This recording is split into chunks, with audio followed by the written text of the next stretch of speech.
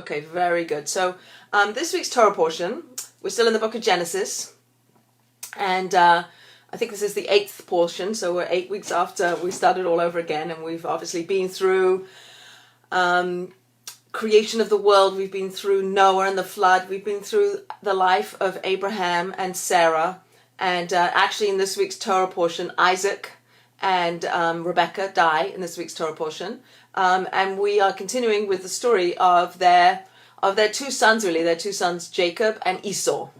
So we spoke last week about these twins that were born to Isaac and Rebecca, and that they represented, or they represent, cosmic forces in the universe.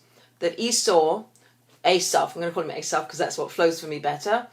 Asaph was a man who was born, so to speak, complete. He was very hairy at birth. He was red, skin was red, and he in his own mind considered himself complete. He didn't need to work on himself. He didn't need to become anything else. He was perfect the way he was, and he continued his life that way. That's kind of how we learn how Asaph existed in the world. And obviously, the underlying foundation of all of this is that every single person is born with different strengths and different gifts and different ways in which they interact with the world, and it's up to us, the individual to whom these talents and gifts are given, to use them in the correct ways, use them in the right ways, and use them in good ways.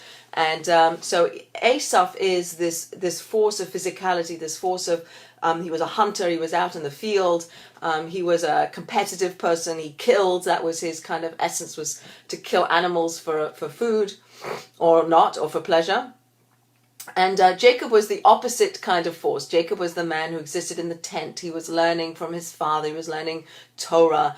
And what's interesting is that his father, Isaac, loved Asaph. The antithesis of Isaac was Asaph, this physicality. And that's what it says in our Torah. We talked about it last week, that Isaac loved Asaph and Rebecca loved Jacob. So there's these two twins, and there's some kind of love, that sort of favoritism that's going on in the background there. And we all know the story, we talked about it last week, where Jacob gets the firstborn blessing from the father by a deceptive means. He comes in, he dresses up, he puts on the skins of Esau, he goes into his father, gets the blessing, pretending to be Asaph. He says, the father says to him, this is very important actually, the father says to him, Isaac says to him, who are you? And he says, I'm Esau, your firstborn. So on some level, a lot of the mystical writings suggest that Jacob became Esau. There was a part of him that internalized who Asaph was and internalized it into who Jacob became. And when Jacob's given the blessing that Isaac thinks he's giving to Asaph, but he's actually giving it to Jacob, he gives him the blessing of physicality, of abundance, of materialism, of strength, of the fatness of the earth. So when Jacob leaves his home because he's scared, Rebecca tells him to leave because his brother is angry that he got the blessing, and he tells him to leave, and he leaves the house that he grew up in, and we spoke about it last week. He has the dream with the angels and the ladder. The Jacob's ladder was last week's Torah portion, so I don't want to spend a lot of time on that.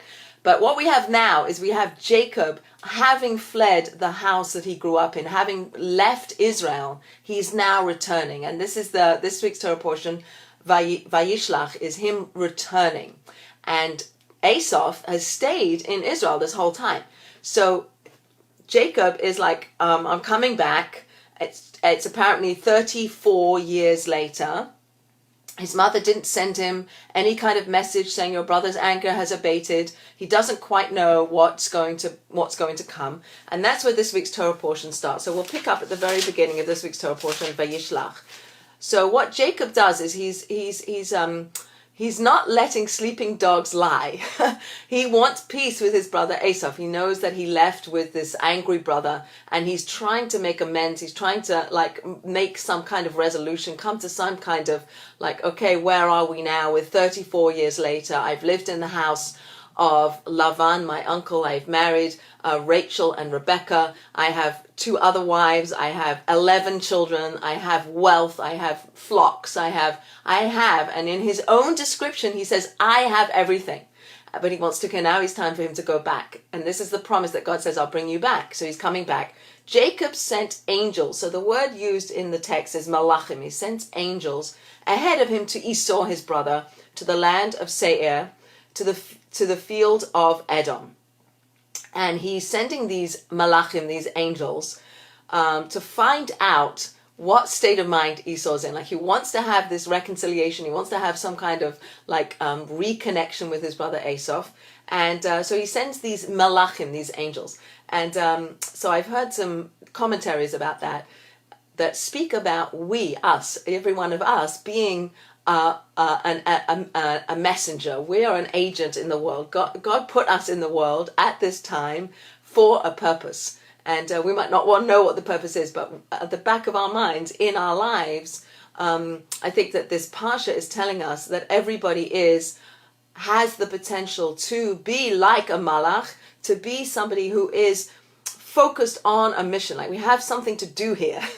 we're not just floating through life with no purpose. We might not know what our purpose is, but we are here for a reason. And perhaps that can give us some kind of comfort that it's not just by fate or by death, by something outside of God's domain that we exist because God has faith in us, that we have something to do here, and that's important that we live here and that we're here now. That's important that we're here. And that we are, on some level, the partners with God to bring godliness into the world. So Jacob sending these malachim, these angels, he has the ability to send these angels and to interact with Esau and come back and report and say, what state of mind is Esau in? What am I getting into? At such, in the same way. So the point I want to bring out there is that we also have a mission, and angels, unlike people, angels have one mission, and they know what that mission is, and they go and do that mission, and they have a single focus. They're very focused on their mission. This is what they're there, this is what they're going to do, and they do it. And when their mission is finished, then then the force that they are in the world dissipates, and they go back to the world of angels, and they can come back when there's another mission for them to go on. So angels have a job, they have a mission, they have single focused in their mission. And maybe sometimes we're, especially in our day and age where we're distracted a lot, we're not so focused maybe on the things that we should be focused on. Like we go, like I know, like I'm going to the supermarket, I start driving, and I was like, well, how did I get here? Where am I going? I'm going somewhere else. Oh, I forgot I had to go pick up the dry cleaning. I don't know. Like, we're not so focused. So perhaps there's a message here about being focused, like stay focused, mindfulness, be in the present, be in the moment, like those kinds of ideas. Anyway, so we have Jacob sending these angels go and they come back and they say, Esau, he has 400 soldiers. They're coming, and they're warriors, and his anger hasn't abated, and he's on his way. And Jacob's and here's very interesting. So Jacob says the Torah tells us Jacob became very frightened, and it distressed him. Two languages: became frightened, and he was distressed. He wasn't just fearful for his own life. The commentators tell us that this double language of being frightened and distressed. One is fear of your own demise, fear of being hurt, fear of being killed by Esau and his men. And the other fear is that justified killing on his part is something he also fears. So if Esau and his men are coming to kill him, he has the justification to kill them first. Right, so if you're attacked, you can attack back. That's in the Torah law, that you can attack back. So Jacob is aware that if Esau is coming with bad intent and he's coming to kill him, that he can kill him first, and he'll be justified in that killing. However, he's distressed by that. He doesn't want to be a killer. And the number of different classes I was listening to, everybody goes back to Golda Meir. And I would like to find the quote where she says, let's see if I can find it. I had it here. Yeah. So Golda Meir is quoted as saying, when peace comes, this is obviously vis-a-vis Israel and the Jewish people living in Israel and fighting the Arabs. So when peace comes, we will perhaps in time be able to forgive the Arabs for killing our sons. But it will be harder for us to forgive them for having forced us to kill their sons.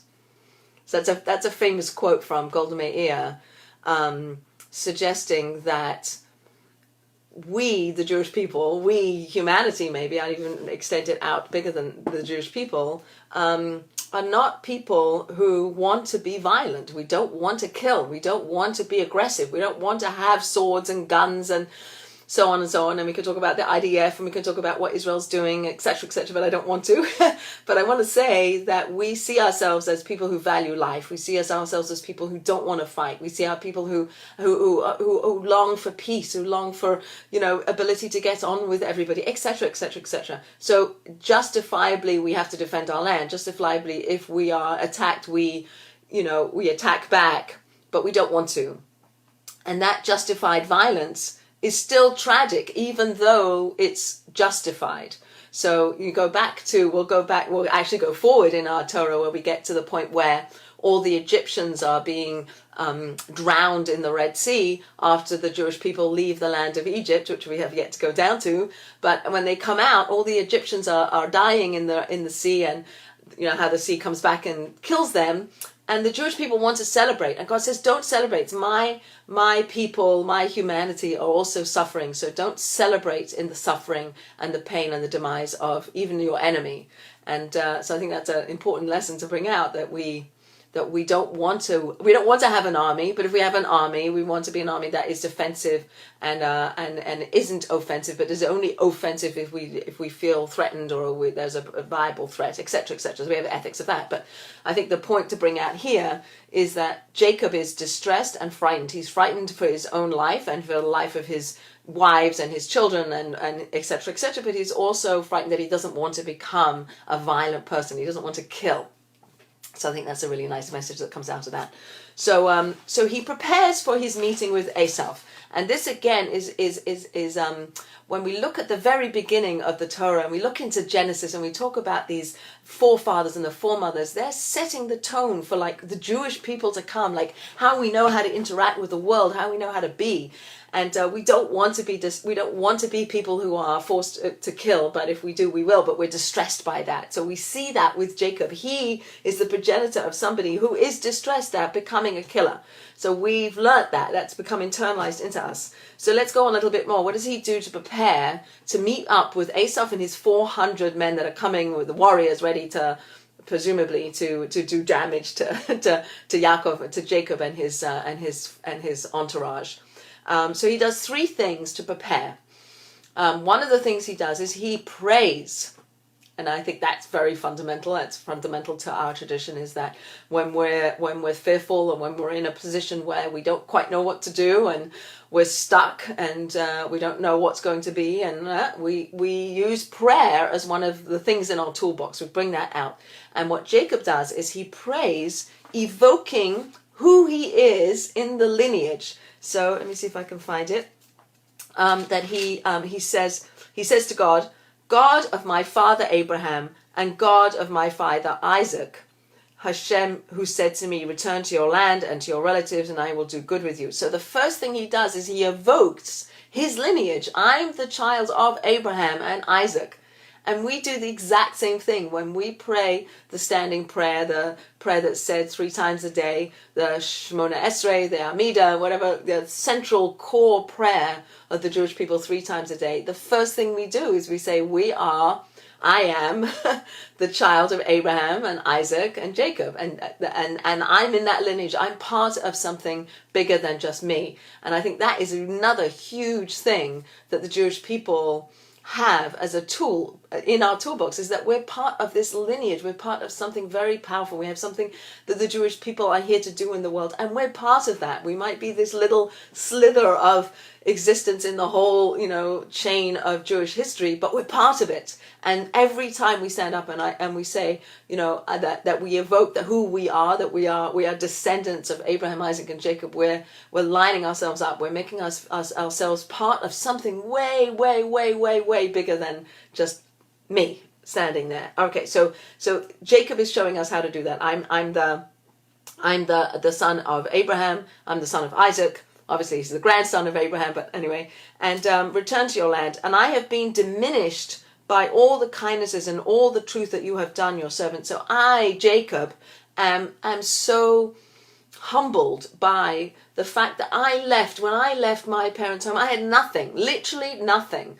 I left with literally just the staff. He had nothing when he left his parents' home. And now he's returning again 34 years later, having worked for Lavan, his uncle, for 20 years, having studied in a school, in a yeshiva for 14 years. We talked about that last week. So 34 years later, he's coming back now. He's wealthy. He has stuff. He has wives and children and livestock and etc., gold and silver. He's wealthy. He says, I am so humbled. Like, I don't expect anything. I'm not entitled to anything. Everything I have is a gift. And I feel small in the face of all that I have received from you, because I see myself as small. And again, I think when we pray, I think that's a lesson that all the commentators tell us. Like, when you pray, you kind of like realize the awesomeness of God and who you're actually talking to. You just kind of like, or like who am I, right? We have this two-pocketed paradox life that we live, where the whole world was created just for me, and I'm just dust and ashes, and I'm only this little piece in the whole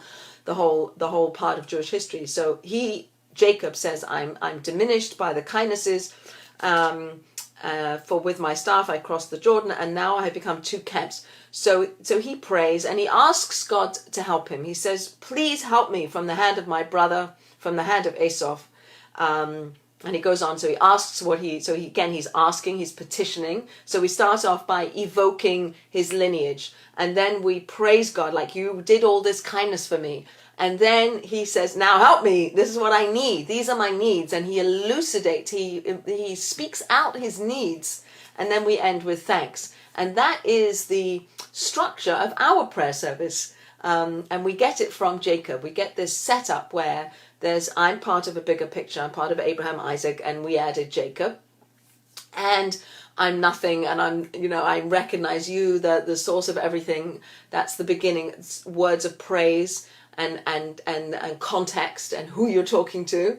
And then you're petitioning. I need this, I need that, I need health, I need wealth, I need to be saved from my brother Esau who's coming to kill me. I need help giving a shia. I need whatever you need. Ask for everything. Put it into words, like say it out loud. Like, God knows what you need, but you have to say it. You have to ask for it. You have to like be part of the process. And then there's the thanks at the end. And then this is the model that Jacob is showing us when he's about to meet his brother Esau, who's coming with these 400 men, presumably to do harm to him. So he prays. And he prepares for war. That's the second piece of his preparation for meeting up with Esau, is he prepares for war. And one of the things he does to do that is he separates the camp. So he divides it into two, so that if Esau comes one way and he's going to attack one, then the others can escape. So he sort of like sets it up in two different, in a way that when Esau is coming, he won't attack the whole thing. Like, it'll be divided up. So the other half can escape and help out perhaps the first half. And again, we see this in Jewish history. Jewish people have been scattered. We're not in one place, and I don't think we've ever been in one place. And one of the many commentators talk about that has in fact sustained the Jewish people. The fact that there can be a Shoah, shouldn't happen ever again in Eastern Europe, in Poland, in Germany, or all these places, but there were still Jews in America, and there were still Jews in other places, so we could continue to be a Jewish people. So, and we hope, hopefully we would be people who would try to help those people and bring those people out, and that we're all linked together, but the separation, that we're not all in one place. We're not like kind of sitting ducks, and then we're going to zap out all the Jewish people. Hitler had the desire to wipe out all the Jewish people, but he couldn't, because we weren't all in one place. We were scattered around. And so perhaps that's one of the lessons we learn about the value, perhaps, of not being all in one place, that we still have Jews in all the world, and that there will always be a Jewish people, perhaps for that reason. So prayer. So he's getting ready with prayer, he's getting ready by getting ready for war. And the third thing he does is sort of diplomacy, gifts. He sent gifts gifts to Esau. He's sending him stuff. Like, he knows that Esau is a man that enjoys materialism, and so he's sending him his, stuff. Like, Jacob, doesn't value his things as much. Like, I'm nothing. Like, I don't need this stuff. I don't want this stuff. I want the spiritual world. That's where I live. That's where my head is. And you, Esau, if you want the stuff, you can have my stuff. Here, have my stuff. So he gives him stuff. But that's the third prong, is gifts. Diplomacy and that whole domain. So these are the things that Jacob does to prepare for his encounter with Esau. So while that's all happening, now sun is setting, and Jacob remembers that he left something behind across this river Yabok. So he goes back to get these little pots. It's very interesting. Like, who cares about these pots? And one of the things that I learned about that is that everything we have, I don't know, just think about this. Everything we have because God wants us to have it. And if you have it, then there's something you can do with it. So you might need to give it away, or you might need to share it, or you might, your money, you share it, and you do things to help other people. And however you use your money, you have it for a reason that's not just for your own benefit, right? It's for the world, for the betterment of the world, and you get to be the distributor of that money, for instance. Or you have a house, or you have skills that you share with other people that become part of what you are invested with, so that you can be you in the world. So Jacob recognized that he was given these little pots, these little vessels, and if he had them, then he needed them. That they were important. That there was something that he should have in order to do something important with them. So they're not just dismissed as, it doesn't really matter. The fact that God gave them to me means that there's a use for them, and I should use them. So I should go back and get them. So he goes back and gets them. Just so that the message there is how we use our stuff and why we have our stuff, and if our stuff is important to have. That he goes back, and this is where he wrestles with the angel, the very famous wrestling with the angel. And so the question is, what's he doing when he's struggling with this angel? And also the important part is that he's alone. He's alone. And I want to pick up that thread that we talked about last week, of how existentially alone we all are in this world. That as much as we have community, and as much as we have family and friends and whatever we're blessed in our relationships to have, we are on some deep down level alone. And I spoke at a conference we had on Sunday about the death of our first child, and in that grief was a very profound sense of aloneness that I felt, because nobody else was feeling my grief. Nobody else feels my husband's grief was different than mine, and et cetera, the grandparents, everybody was experiencing the loss of this child, but it was experienced differently by different people. And no one really has the same experience. When we've had other losses in our family, you recognize that it's not the same. Your loss is not my loss, right? So again, I'm using that as an example to say that on some deep level, we're existentially alone. And I think that this encounter that Jacob has with this man, with this angel, is him recognizing that he's alone and that he's struggling. And so some of the commentators say that he's actually struggling with himself. He's struggling with himself. Who am I? Am I living the way I'm supposed to live? Am I in the shadow of my brother Esau? Esau, who I was born holding his heel. He was born, the name Yaakov means heel. He was holding on to his brother's heel. They're twins, obviously.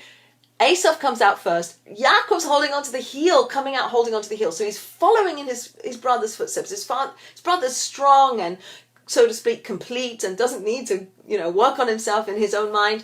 And Jacob spends his life up until this point in sort of wanting to be Esau. When he goes in to get the blessing instead of Esau, and his father Isaac says to him, "Who are you?" He says, "I'm Esau," but he's not Esau. He wants to be Esau, maybe, or maybe he has embodied some of who Esau is. But is that who Jacob is? And so Jacob, in this struggle with the angel, I think I've read, I'm not making any of this up, is struggling with his own sense of who am I, Jacob, alone. at night, struggling with my inside, like who am I? Am I always looking over my shoulder? Am I always trying to be an Asaph? Am I trying to be Asaph? Or can I understand that I'm Jacob and this is who I am and this is good, and then I'm going to live this Jacob life fully? And after the encounter, he said that he arrives in the next place with peace. He resolves it. He struggles with this angel all night till the sun rises. So this man / angel / inner Asaph that Jacob is also seen to be the angel of Asaph, meaning that this angel, it's morning time. He has to go up and praise God, like it's his time to leave. And he says, I have to go. And Jacob says, you can't leave, right? I haven't let go of you. I'm not letting go of you until you bless me, which he does, and until you tell me your name. Really profound, Jewish teaching that our names are the essence of who we are. Spiritual essence of who we are is in our name. So here's Jacob saying to the angel that he fought with all night, doesn't know perhaps who he is. He's working on his own, like, am I Asaph? Do I want to be Asaph? I'm not Asaph. I'm Yaakov. I'm Jacob. And he says to the angel, who are you? I want to know your name. Why does he need to know his name? Because the name represents the essence of the angel, represents the essence of a person. And the angel refuses to tell him his name. In fact, he says, see if I can find it. He says, so Jacob says, divulge, if you please, your name. And he said, why then do you inquire of my name? And he blessed him there. So he didn't tell him his name. I'm not going to tell you my name. Why isn't he going to tell him his name? So one of the commentators I read said the reason that he doesn't tell him his name is that, again, we're going back to these two forces in the world, the Jacob force and the Asaph force. So the Asaph force is the counter force to the good, right? So it's sort of evil, good and evil, so to speak. So when we people are in a conflicting situation and we don't know what to do, then there's a force that wants to go this way and a force that wants to go that way, a force that wants to do the good and the force that doesn't want to do the good. The force that doesn't want to do good is this angel force, but in different circumstances, it's a different angel. It's not a different angel, it's a different force, right? So sometimes it could be, I don't want to get out of bed. Or sometimes it could be, I don't know, like I can't think of an example, but sometimes the forces through history, through time, through experiences will be different. They don't have one essence. So this angel can't tell you his name because he changes form depending on what the struggle is that we're going through. If it's a financial struggle, it might be one kind of battle that we're encountering. If it's a health problem, it could be a different kind of battle we go through. If it's losing a loved one, it's a different kind of battle. Like all the time we're going through different struggles.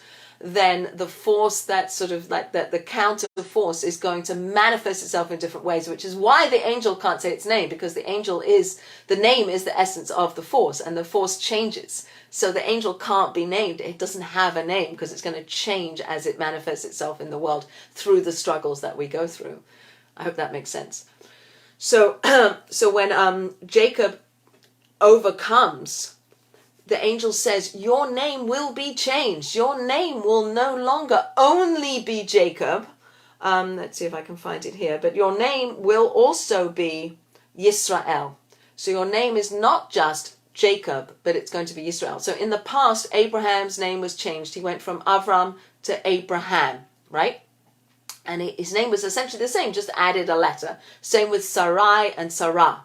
What happens now is that he gets a whole new name. He goes from Yaakov, which is the heel, which is like more of it's like it sort of like goes side to side. Your heel has this sort of ball kind of a motion to it. It kind of like moves. It's not quite solid. It doesn't quite know like which way to go necessarily. And it becomes at the same time. Sometimes we're still Jacob, but sometimes we're also Yisrael. Yisrael means struggled with God. Struggled with God and struggled with man and overcome.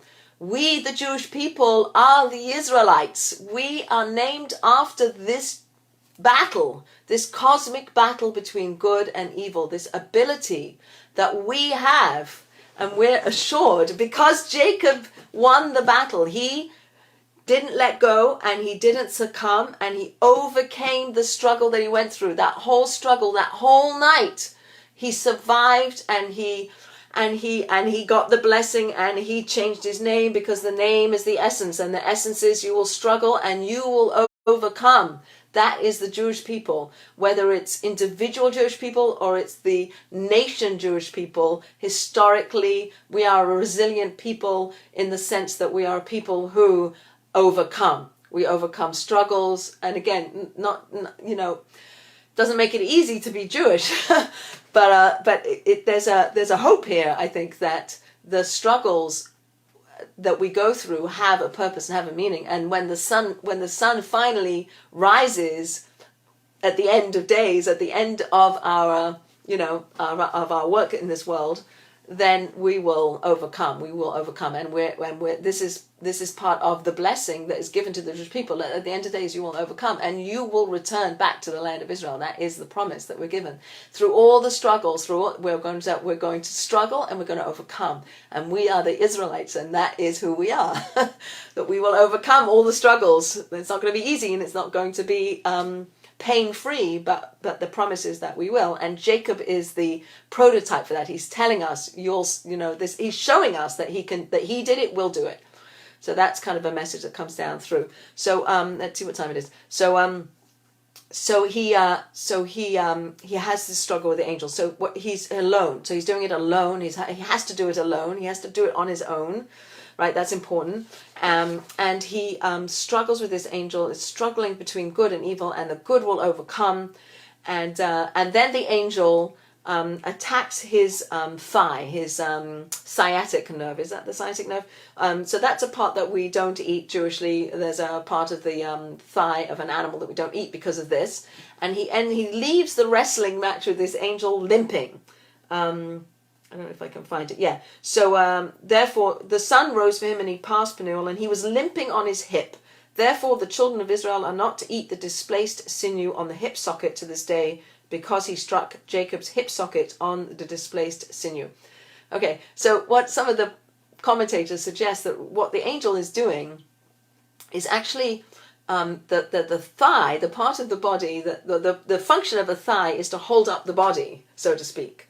And so when that part is considered the financial underpinning of the world. So when the angel struck the hip, it's essentially saying, like, you might not have all the wealth in the world, you might not be a wealthy people, but you'll still survive. I don't know if that point came through. I don't want to go on that. What I really want to say is, why is this struggle through Jacob? Why don't we see this struggle through Abraham, or why don't we see the struggle through Isaac? Why is the struggle with Jacob? So one of the things I understood about that is that Abraham, as we know, represents loving kindness. That's who he was in his essence. That what he put into the world was like this unadulterated kindness and goodness into the world. That was Abraham. Isaac was more of like the sacrifice. He was going to sacrifice himself. He was the binding of Isaac. He was that other force. So there's kindness, and there's like this idea of sacrifice and prayer and so on that comes from Isaac. Jacob is a synthesis of the two, but Jacob also really represents Jewish education, learning. Like learning. He sat in our tent this whole, first half of his life learning from his father. So he represents Torah learning Jewish concepts, learning Jewish value, learning all of this, all of what it means to be a Jewish person. Like all that learning is what's represented by Jacob. So the angels coming into the world is not attacking kindness, not attacking synagogues, attacking Jewish education. And I think that is another way in which the Jewish people know that that's what we need to do to survive, is to make sure that we have Jewish education and good Jewish education. We can have a conversation about what Jewish education is like in America. I don't want to get into it right now. But the importance of Jewish education to continue the Jewish people through the next part of our existence. That's really important. And that's why the angel that represented the antithesis of Jacob had to attack Jacob, because Jacob represents Jewish education, right? So we can be building these big synagogues and we can be doing all these acts of kindness. Great, fantastic, for sure. We should all be doing that. But the forces that really want to wipe out the Jewish people have to wipe out Jewish education. That's where they're going to get us. They're going to get us by attacking Jewish education, by attacking us at the point that's most important, which is how to put these lessons, how to be a link in the chain. Our generation to be a link in the chain is through education. It's not through big synagogues, and it's not through acts of kindness. Not to minimize those things, but it's through Jewish education. That's what's going to keep us alive. So again, when not just that was Jacob was the one who was attacked by this angel force of Asaph, but that he also attacked the thigh, which is again the foundation is the money. What was the money going into Jewish education? So just put that out there. Okay, so here's what I really want to talk about, because I don't want to not talk about it, is that, and we have a lot more to talk about when Jacob and Esau actually meet, and they end up actually hugging and kissing and crying, and like there's a lot to talk about there, and then they go their separate ways. And Jacob goes to the place, and they go their separate ways. Jacob does not want to maintain any kind of ongoing relationship with Esau. He doesn't want to live with him. He doesn't want to travel with him. He wants to distance himself. He sees Esau as something that's negative. He doesn't want to have those influences. Doesn't want the Esau camp to influence his camp. So they separate, and Esau goes his way and Jacob goes his way. And he goes to the place called Sukkot. And again, the name Sukkot is very important, because it again brings out the importance of knowing that our lives are temporary. He makes this tent, and he calls the place Sukkot because these are the shelters that he made for his livestock. It wasn't the solid, permanent homes that he made for his family and for his wives, etc. It was the temporary shelters that he made for the animals. He calls them Sukkot, right? We have Sukkot on Sukkot.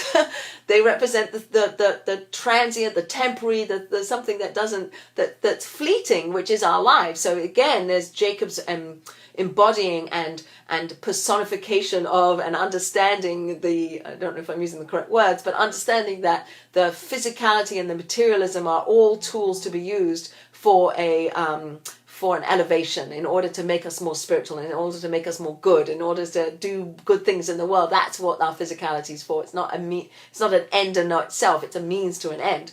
So when he names the place Sukkot, he's telling us again, just like when he went back to get those little vessels, that everything we have has a purpose, but it's a gift. It's all a gift. And actually, when he meets Asaph says, I have plenty. I don't have everything. I have plenty, but I still want more, is Asaph's response to how he's doing in the world. And Yaakov says, I have everything. I have everything. He doesn't have everything. In his mind, he has everything. And again, wow, what a lesson for us. We have, we can focus on the things that we don't have. It's your choice. It's our choice to focus on that. We can focus on what we do have and say, I have everything. I have to give a shout out to my mother-in-law. My mother-in-law is, aging, and she lives in a lovely place, whatever. But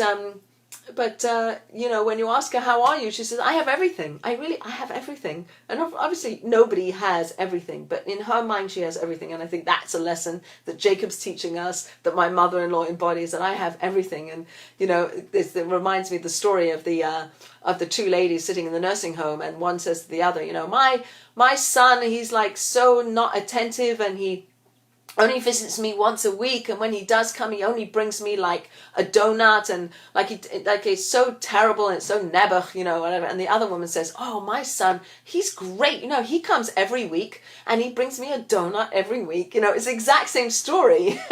But for one woman it's everything, and for the other it's like nothing, and it's complaining. And so again, here's Asaph and Yaakov representing those two forces. Yaakov saying, I have everything. I have everything I need. Everything I need, I have. Everything I'm supposed to have, I have, and that's what I need.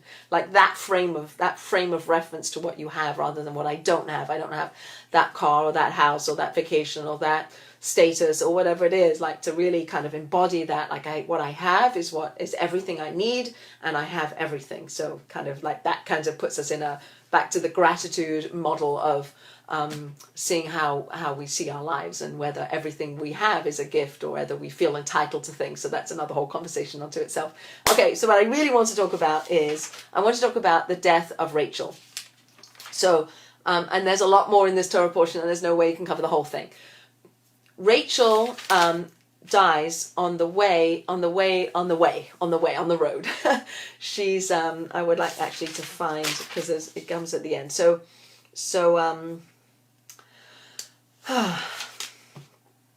it's actually really, really sad when Rachel dies. So Rachel dies in childbirth. She has given birth to one son, Joseph.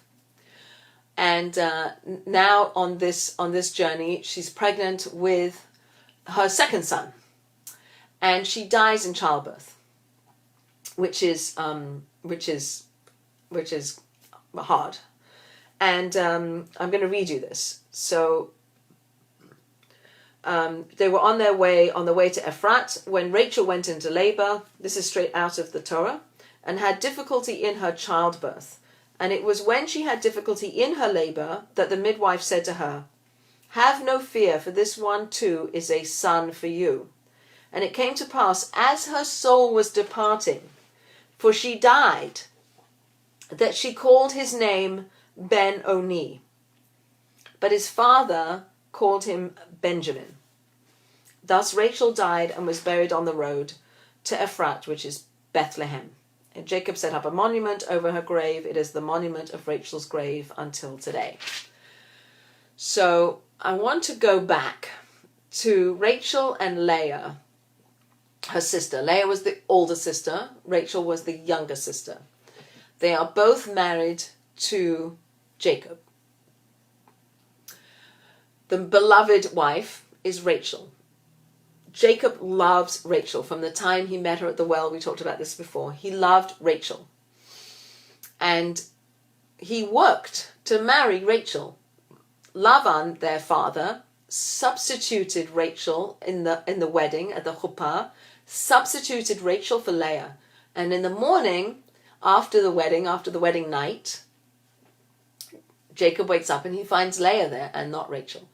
Rachel wanted to marry Jacob, but she understood that Lavan, her father, was going to substitute Leah instead, and she felt for her sister, and she gave her certain signs that Jacob and Rachel had made between them, certain signs that they had told each other that they would, so that they would know that they were the right person, that they were marrying the right person, and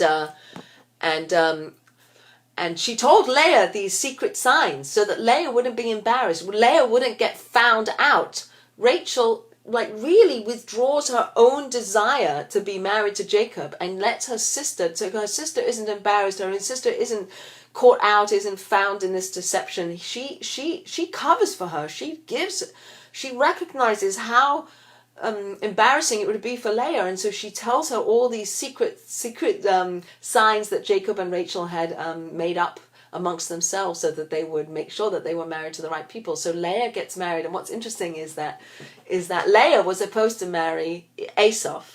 And if you go back to the story where Jacob goes to his father and says, "I'm Esau," so there are commentators, mystical commentators, that says that that's who Leah was marrying. Leah was marrying the part in Jacob who was Esau. So anyway, put that aside. Anyway, but she does this for her sister. She's so aware of the embarrassment in her sister that she covers for her and she helps her, right? So obviously Jacob's upset. He didn't want to marry Leah. He didn't want to marry Leah. Leah didn't want to marry Esau. And Jacob wanted to marry Rachel, and Rachel is substituted for Leah, And so what happens is that Leah starts having children. She has Reuven, we talked about it last week, Reuven, Shimon, Levi. Then she has Yehuda, which is why we're called Yehudim, because it's she thanked, at that point, after the fourth child, she thanks him. And at that point, Reuven, this is a very interesting story, Reuven goes into the field and he collects these, they call them dudaim, they call them mandrakes. He collects these flowers, these jasmines, I don't know, something that's supposed to be good for fertility, and he brings them to his mother Leah. And Rachel sees these flowers that Reuven is bringing to his mother Leah, and she says, I want those. Could I have those? Could I have those flowers? Because I want to have children so badly. Like, she's barren, she's unable to have children. And Leah says, like, what do you mean? You want me to give you the flowers? Like, and, you know, like, like our husband loves you more, and blah, blah, blah. So there's this whole conversation that goes on between Leah and Rachel. And Leah does give her the flowers. She does give her the flowers in exchange for Jacob spending the night, which would have been spent with Rachel, with Leah. And out of that union, out of that night, comes another son. So again, what we see here, I'm just going to paint the picture. We have Leah, who is in a marriage where she feels unloved, but she is able to give birth to son after son after son. Now she has 5, at this point now she has 5 sons. Rachel has the love of her husband, but she wants children so badly. And she says to her husband, I need children. I want children so badly. Please, can I have children? And he says, you know, am I not in charge of that? And she says, if I don't have children, it's if I'm dead. That's how she describes her desire for children, is like, that's my essence. I want to have children so badly. And she prays, etc., etc. And as we know, she has Joseph, and now she's having her second child. And in childbirth, she dies. She dies, and she names him Ben Oni, which means son of my affliction, son of my suffering, son of my pain, of my mourning. And Jacob changes the baby's name to Benjamin, which is son of my right, son of my strength, son of my beloved Rachel, right? And Rachel dies, so she's putting all her energy into giving birth to this baby, and she wants the baby to be called this, and Jacob changes the name of the baby, and the baby's name is Benjamin, and she dies, and she's buried on the road. Why isn't she buried in the cave of Machpelah? Why isn't she buried in the cave with all of the mothers and the fathers, and where Jacob's going to ultimately be buried? Because she wants to be buried on this road. She wants to be buried in Beit Lechem. She wants to be buried there because her whole essence is her love for her children, not just her biological children, not just for Joseph and for Benjamin, but for all of us. She is known as Rachel Imenu. She is Rachel, our mother. Like, she wasn't the most prolific of giving birth to many, many children. She gave birth to 2 children, but all Jewish people consider Rachel Imenu, our mother. And she didn't really mother Binyamin. She died in childbirth. She wasn't their mother, but her essence was to have children. She wanted the children so badly, and she loved them so much, and she sacrificed her life for them in a way that Leah didn't recognize. Leah wanted the love of the husband. Rachel wanted the focus to be on the children. Rachel's focus was the children. Leah's focus was the husband. She gets to be buried next to Jacob in the cave of the patriarchs in Hebron. That's where she gets buried. That's what she was yearning for, was the love of her husband. Rachel is about the children. All the children, all the Jewish people. She is crying. She sacrificed her life. She gave up the marriage of the beloved Jacob, because she was so concerned for Leah, and she understood how Leah's feelings would be. She minimized herself, and she's giving to her children. She's crying for her children, and she wanted to be buried on the road out of Jerusalem, because she prophesied in the future, when the Jewish people are exiled from Jerusalem, exiled from Israel, they're going to go on this path. They're going to leave.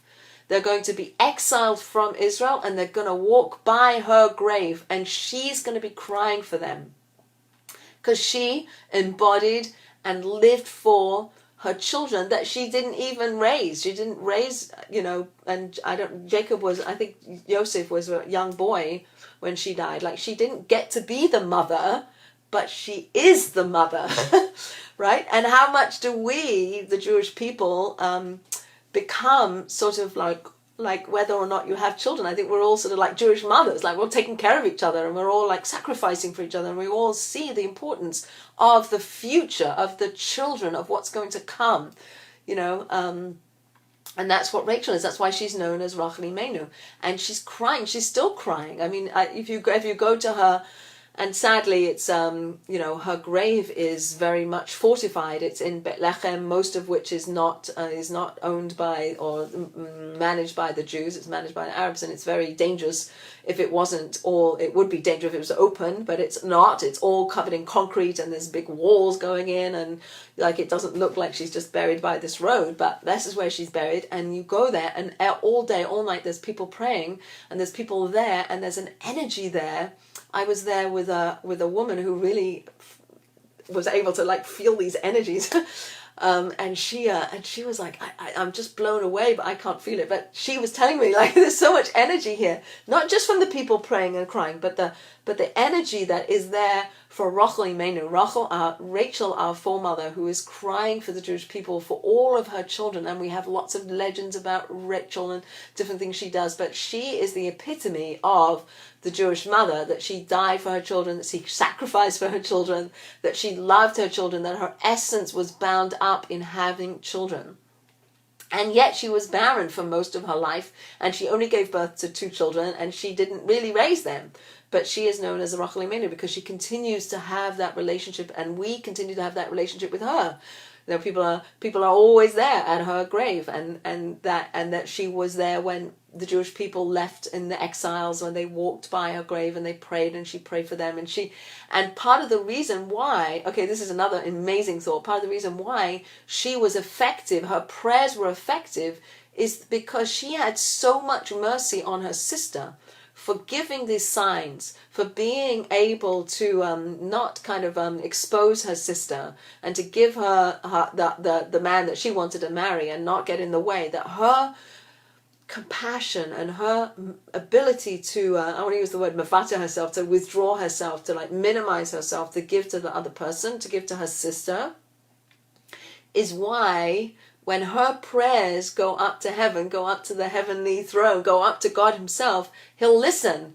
God listens to the prayers of Rachel because she was so compassionate and above and beyond in her life. She was the person, she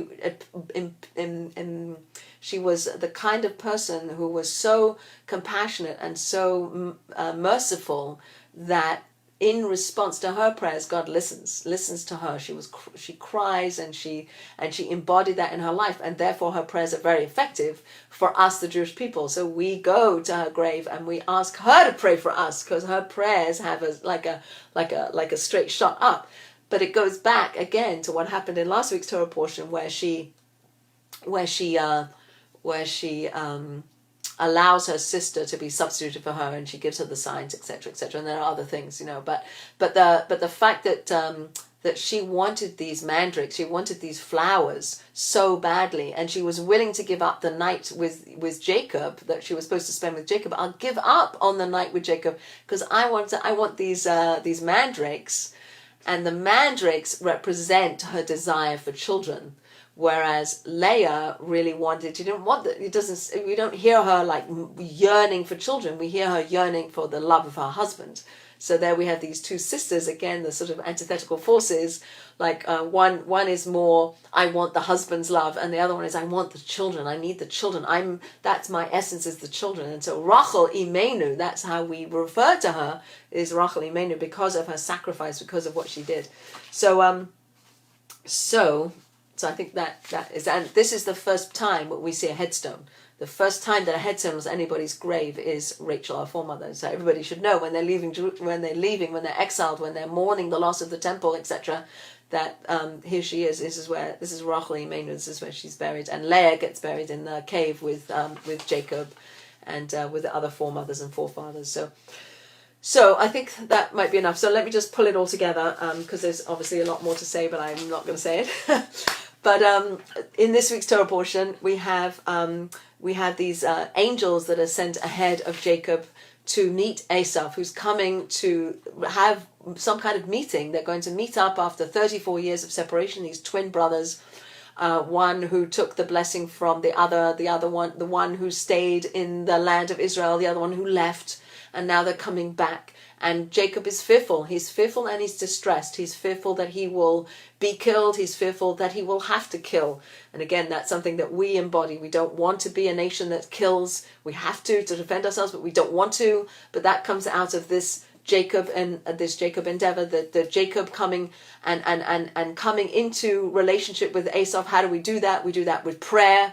We do it with getting ready for war and preparing ourselves. And we also do it by diplomacy and giving gifts and sort of flattery and so on. These are the three-pronged approaches that Jacob used in his encounter with Esau. And they do meet up, but before they meet up, Jacob has this wrestling with the angel.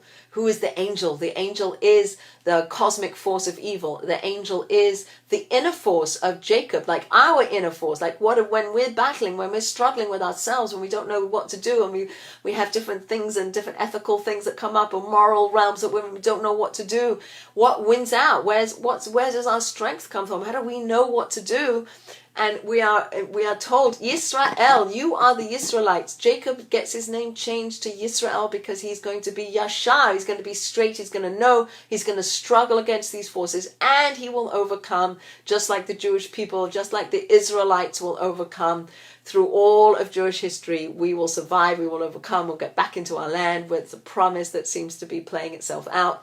And we get this name change, but we don't change it all together. Like sometimes Jacob is referred to as Jacob, and in our prayers we refer to him as Jacob, but at other times he's Yisrael. He is the capacity the Jewish people have to struggle and to overcome, and we struggle in our life, and we struggle outer life. And we do it on our own because we're existentially alone. And that existential loneliness is mitigated by the relationship that we have with God. God told us last week when in the dream with Jacob that he will always be with us, that God is always with us. And we actually don't have another conversation. Jacob doesn't have another conversation with God until he's already in Sukkot. Like through all of that meeting up with Asaph, and then there was a whole episode which I didn't talk about with Dinah, who is kidnapped by the people of Shechem, and she's raped, and then there's a whole thing that goes on there, but I didn't get into that because I didn't have time. And then we have sadly the loss of Rachel, our foremother, in childbirth. And just by the way, we think we live in this world where childbirth is just a given, and everybody does well and everybody comes out alive, and that is not the case. There are people, sadly, who do die in childbirth, even in America today. So I just put that in there. And babies don't always survive, as we know. So there's a lot of that to deal with. But that struggle of life, that life is painful, that life is a series of struggles, and that we are told and we are shown by Jacob's dealing with this angel that we will overcome, that through Jewish history and Jewish destiny we will overcome. And the idea of Rachel being the force that is advocating, crying for, and involved with the Jewish people, with her children, even though she only gave birth to 2 children, that she is the force for sacrifice and giving and mercy, having mercy on people and being compassionate to people, for people. And she showed it in her life. She was able to do that for her sister Leah. And because of that, because of her capacity to do that, God has God, so to speak, listens to her prayers or answers her prayers. And so we pray to her we ask her to take our prayers up to God for us. Sometimes people go to her grave, and if anybody on an Israel trip wants to go to the grave of Rachel Imenu, that you should really go. It has a very special energy there. And if you think about what she did and how she was in life, and how that enabled her to have a closeness to God that we can benefit from, right? We benefit from that. We go to her grave, and she takes our prayers up for us, and then they have a greater effect. So that's what I want to say. I think that the value of a name, how important a name is, that it describes our essence. that we struggle in life, but that as much as we are alone, we also have God always there, and we should know that. We should choose to recognize that everything we have is a gift, that our life is a gift. That Jacob's saying I have everything. I have everything. Can we say I have everything? I don't know, but there's an example in our Torah that says this is you have everything, and or we can say I have plenty, but it's still things I don't have, and no. Or maybe right now what you have is what you need. And so here's Jacob goes back over the river to get these little pots. Who cares about little pots? Well, he knows that everything he has is what he's supposed to have. And he's supposed to have those pots, so just go back and get them. And then he has this wrestling with the angel. So those are my messages. So I guess at the end of the day, I think the message from this week's Torah portion is the value of names. How important a name is, and how we have Jewish names. What do they represent for us? What is our struggle, and what are the gifts that we have, and what is the stuff that we have, and what is it that we do every day that makes the world just a little bit brighter as we head into the holiday of Hanukkah, and the days are getting darker, and it's dark outside, it's raining, it's cold. And there's light between people, there's light inside of us that we can shine out. And so maybe we continue to utilize the light that's inside of us and shine it out, and join hands with other people, and expand our hearts, and love each other more and connect each other more. And if we have to fight for something, and fight for something. And if we don't. But recognize everything we have, and everything we're gifted is a gift. So I wish you a really good week. Where did that go?